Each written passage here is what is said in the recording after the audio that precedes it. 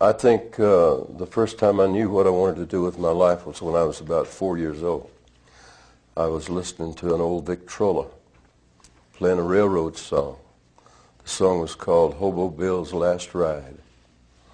And I thought that was the most wonderful, amazing thing that I'd ever seen, that you could take this piece of wax and music would come out of that box.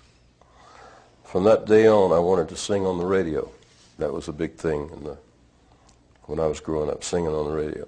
And the ultimate, the extent of my dream was to sing on the radio station in Memphis.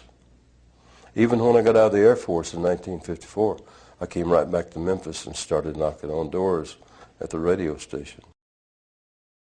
I grew up in the 40s, and I heard all these great speeches like Winston Churchill. His most famous or infamous commencement exercise speech was one that consisted of 7 words. He stood before this graduating class and said, "Never, never, never, never, never give up."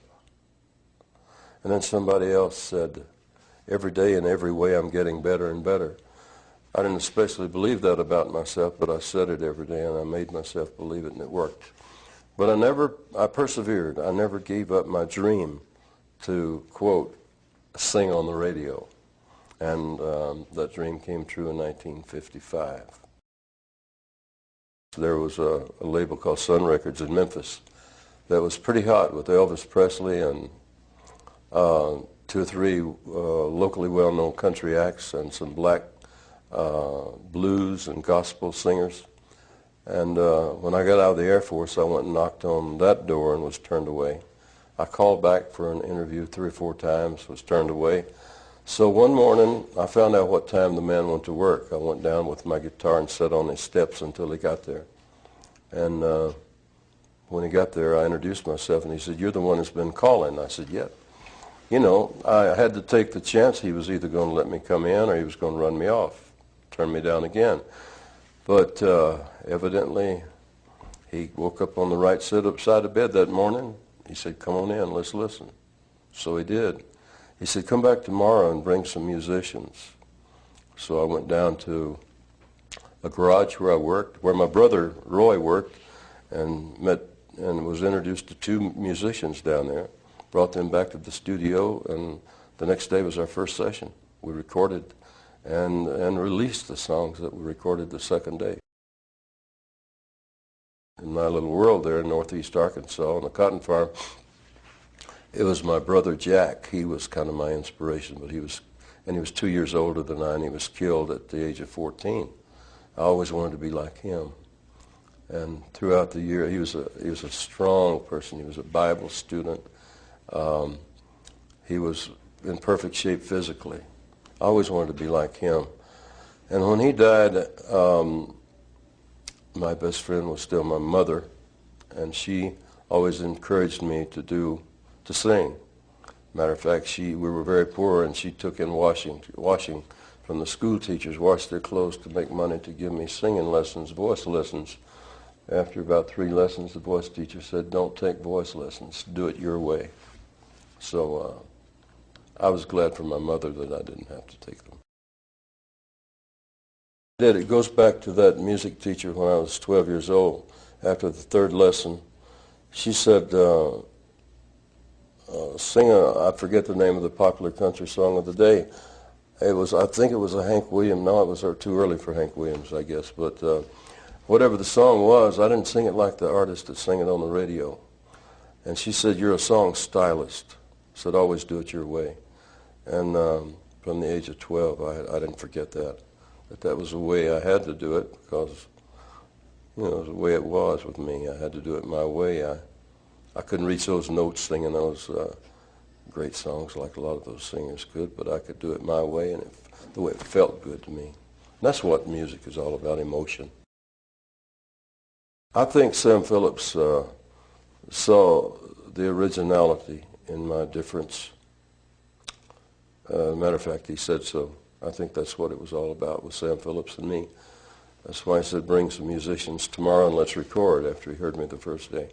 He heard something that was different, not necessarily something that was good or exceptional or even good, but different. And he had had a lot of success recording people that sounded different. If you can hold your listener, hold their attention, and sure you know what you're doing, and know that you're communicating. You know, performance is communicating. You got to communicate. If you got a song you're singing from your gut, you want that audience to feel it in their gut. And you got to make them think that you're one of them sitting out there with them too. They got to be able to relate to what you're doing.